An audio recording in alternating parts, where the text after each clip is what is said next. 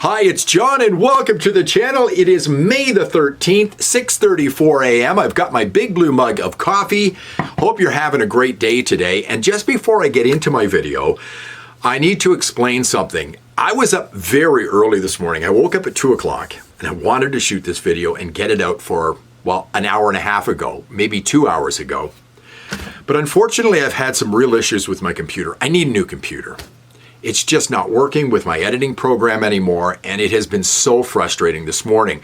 So you're going to notice a couple of these segments needed to be reshot today, including this one. You can see the window back here. You can see the light. It's light outside. It's 6:35 a.m. now. The first segments I shot, it was pitch black. So you're going to see that window change a couple of times through this video. So huge day yesterday. Wow. The shit is hitting the fan. Here in Alberta and in Canada right now. Danielle Smith, I want to talk about her today. Lots of stuff to talk about and what she did yesterday. Another shot across the bow of Mark Carney and the Liberal Party. Unbelievable. Want to talk about Jeff Rath. Got my hat. You know, Jeff with the hat, he walked out yesterday. They announced a question for the referendum with the Alberta Prosperity Project. Great question, but I've got real concerns with the optics of what happened yesterday. I also want to talk about how Alberta is being disrespected and give you an idea of who might be a good leader of the independence movement, because that's a big part of my problem with what's going on right now.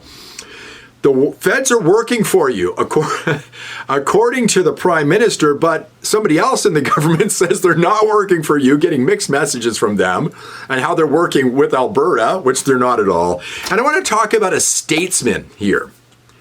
Great interview yesterday with a great Western statesman on Juno News. So I'm going to get a clip of that for you today as well. But Danielle Smith, unbelievable day yesterday.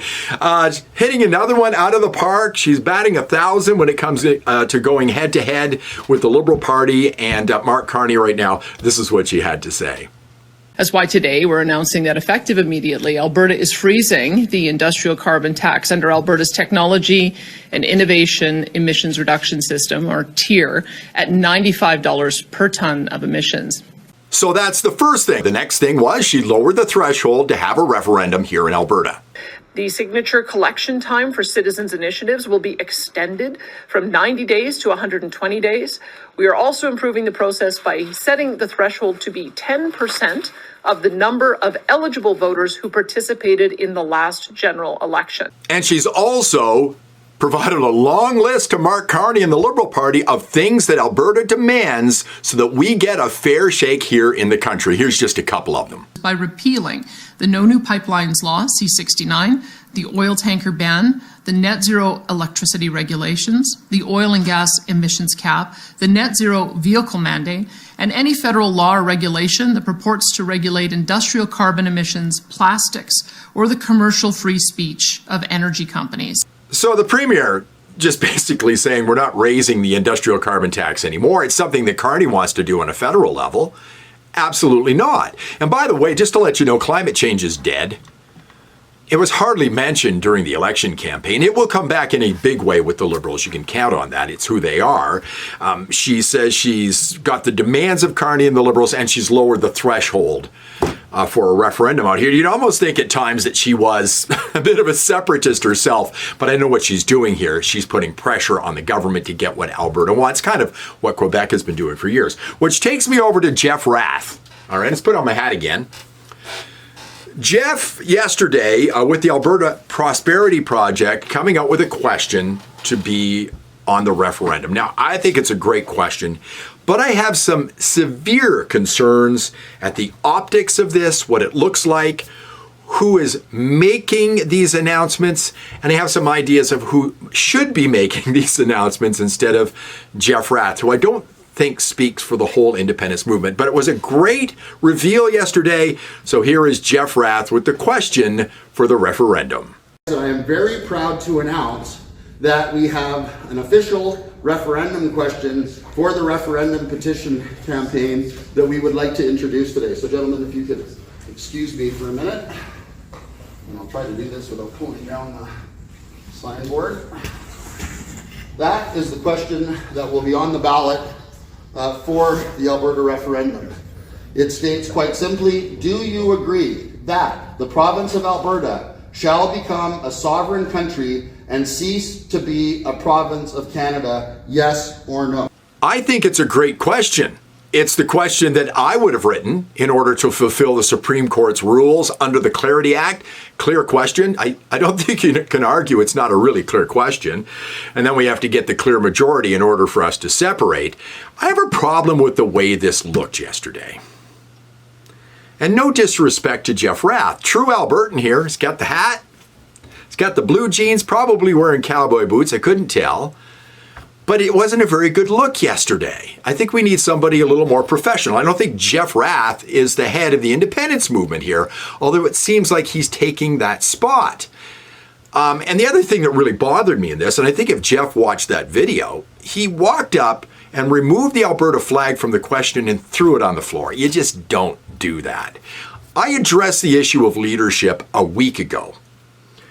I think I refer to it as we have a rudderless ship here. There's nobody really leading this movement. This is what I had to say. But the people heading up the Let's Get Quebec Out of Canada movement at that point were Jacques Parizeau, the head of the Parti Québécois and the premier of the province, and Lucien Bouchard, the head of the Bloc Québécois, who was the leader of the official opposition in the House of Commons. You're talking huge names here. The equivalents in Alberta would be having Danielle Smith, the premier, and Pierre Poilievre heading up the independence movement here. We've got nowhere near that. We're rushing headlong into a referendum in this province without a clear leader, without a cohesive voice. There's too many cooks, some of them working against this movement. We're not going to be successful until that is addressed, as far as I'm concerned. And I'm not part of this movement other than I want to vote yes, I want Alberta to leave. Which brings me to my next segment. I want to talk about Cory Morgan. Cory out last night. Rebel News had a town hall in Edmonton regarding the independence movement. There's another one here on Wednesday in Calgary. I didn't get tickets. I wish I could be there. But Cory is one of the best communicators regarding the separatist movement in Alberta. He wrote a book, The Separatist Handbook. I would suggest you get it. Go to his YouTube channel. He answers all the questions people have regarding the independence movement here in Alberta. He's outstanding, and I think he would be a terrific person to lead up this movement here in Alberta. Put him out front to release the question. Put him out front to answer the questions and to talk to Albertans regarding this movement. I think he's outstanding. Now, he tweeted this out. And I was thinking about this as well. I mentioned this in Edmonton at my speech at the independence rally a couple of weekends ago. Cory, during the 1995 referendum, Federalists begged Quebec, please stay, please stay. As a referendum looms in Alberta, Federalists tell Albertans, F you, we won't let you leave. Canada in a nutshell. I put this little quick clip together, taking you back to 1995, just prior to the referendum in Quebec. Cory's right. On the bus, there was a mix of emotions. While some celebrated, others, like Bob Baxter and his wife, worried about the latest opinion poll showing the yes side ahead. We heard the polls this morning. They say the yes side is 6 points ahead, and boy, if you're not worried at that, nothing's going to worry you. Soon, local people were swept up in the huge crowd. Amongst the enormous crowd, a group of University of Ottawa students were erecting a sign.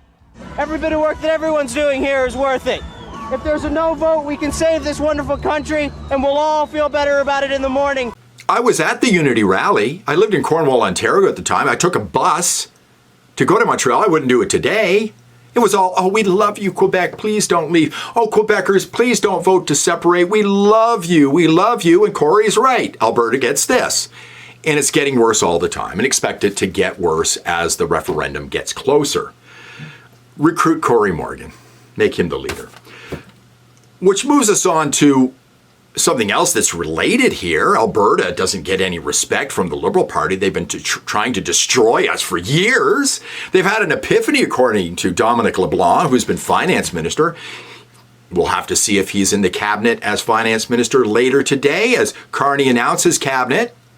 Different pile, same shit as far as I'm concerned. Same disrespect for for Alberta. Oh, but all of a sudden, the Liberals love Alberta and they love our oil and gas. So we intend to be supportive of the Alberta economy, and our government recognizes the importance of conventional energy in terms of the economic prosperity of the country.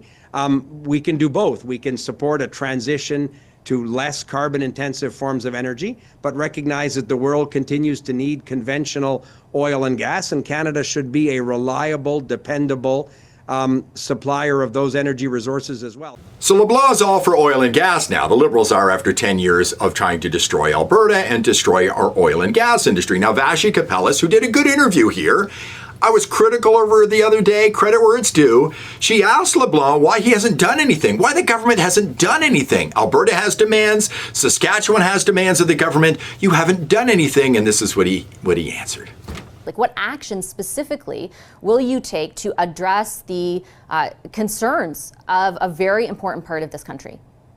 So you'll forgive me, Vashi, but actions, as we speak this morning, the election was less than 2 weeks ago. The new government hasn't been formed in terms of a swearing in of a new cabinet. LeBlanc saying they can't do anything because they're not really in power yet. Meanwhile, you've got the Prime Minister of the country with this message. We're in the biggest crisis of our lifetime, still playing up the fear for the sheep that voted for him. Now is the time for ambition, to be bold, to meet this crisis. With the overwhelming positive force of a united Canada, he's not going to unite Canada. Now is the time to build, and my government is getting to work. Dominic LeBlanc says they can't do anything. Carney says they're getting to work. They're not going to do anything for Alberta. Meanwhile, we get over to the statesman here. Candace Malcolm talking to Preston Manning for about 30 minutes on Juno News. I would suggest you watch the video. It's fantastic. Preston Manning knows more about the West than pretty much anybody. He's asked about his op-ed a few weeks ago where he talked about Mark Carney being the last Prime Minister of United Canada and how he's skeptical, and Westerners are skeptical of this Liberal government. Just to go back to your op-ed in the Globe and Mail, you predicted that Carney, if he's re-elected, might be identified, what you said would then be identified in the history books as the last Prime Minister of United Canada. So presumably you do foresee something like this happening in the next 4 years. Well, no, if the federal government responded to some of this, then some of this could be averted. But there's a real skepticism in the West. I mean, Mr. Carney's done a 180-degree turn on. He used to be a total champion of climate change. Now that's been put in the background. The Liberal Party was opposed to hydrocarbon energy development, opposed to pipelines, etc. Now he professes to be in favor of these things. For standing behind him at present, he's going to maybe change this tomorrow, was a cabinet, 23 people who just 3 months before were saying exactly the opposite of what he's been saying. So you can forgive Westerners for being pretty skeptical. It is a great interview. Be sure to watch it. I'll put a link in the description so you can find it. When Preston Manning started the reform movement back in 1987, their motto was "The West wants in." I think if Preston Manning were a little bit younger, he may want to lead the independence movement out here in Alberta, because I think he realizes now that the West wants out. Great interview. Thanks very much for watching. I do appreciate it. Hope it didn't go on very long. Lots of different things. Big day yesterday. Lots of connections between the different things that are happening in Alberta and in your country of Canada. I appreciate you being here. If you like the video, please subscribe. You can also give it a thumbs up if you liked it. Ring the bell for notifications, and I will see you in the next one.